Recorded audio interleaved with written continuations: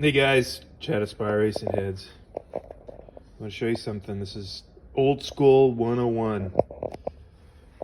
I posted it on my Facebook page, and a lot of people said they used to do this like this on your garage floor. And yeah, I've seen guys do it like this at the racetrack too, but the problem is you can't take a garage floor with you.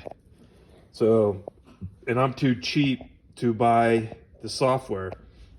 That's not really the truth. The truth is this. Sort of like head porting.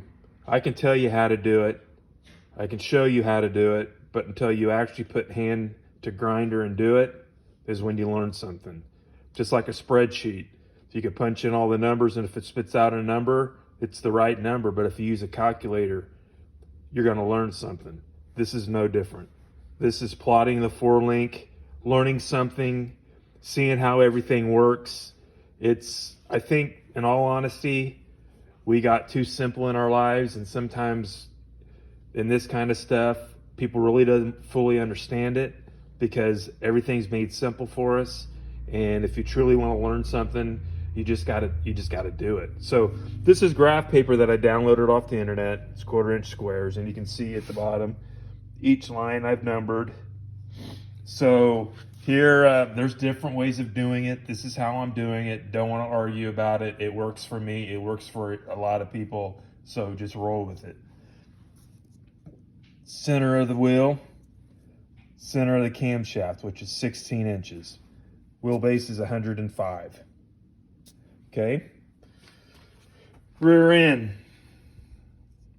Bracket holes start 1 inch in front of the center of the housing. Okay. Bottom hole starts out 6.5 up. Front hole is 5 inches up. Okay.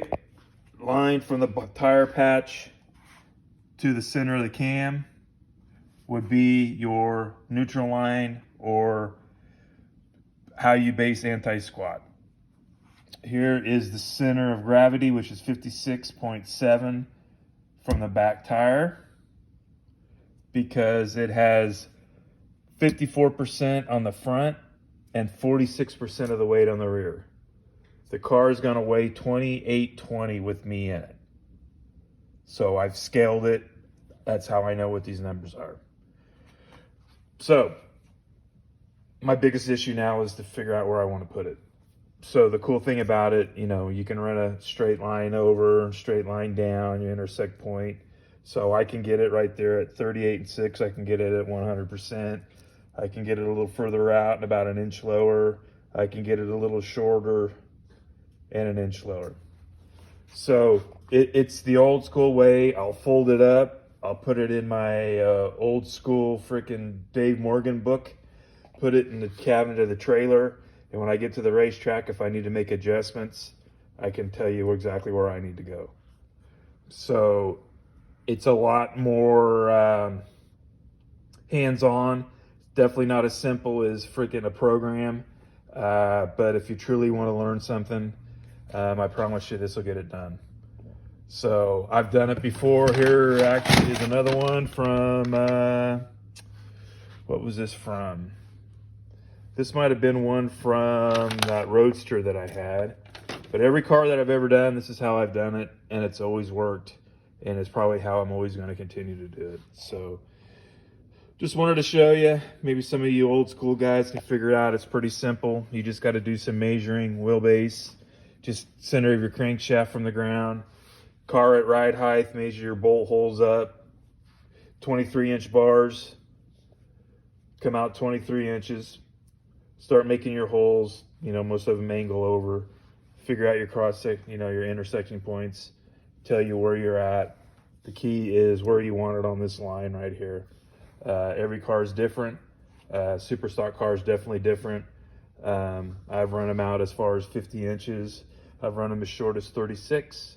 36 is probably on the super gas car, maybe the 52. I don't remember. Anyway, you get the car to react instantly. Like on a Pro Tree, you're going to want to set up something different. A super stock car really lifts the front, carries the front wheels. Usually these cars will 60 foot off the rear tires. So, you want them to carry and set them down. So the next step's going to be shocks, playing with the shock adjustments. I might end up having to send them off and have them reworked for the car, which I haven't ruled that out.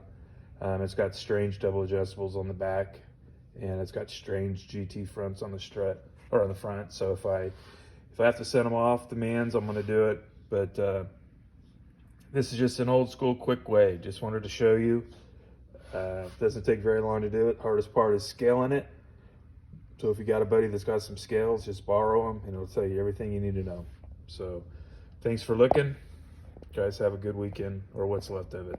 Take care.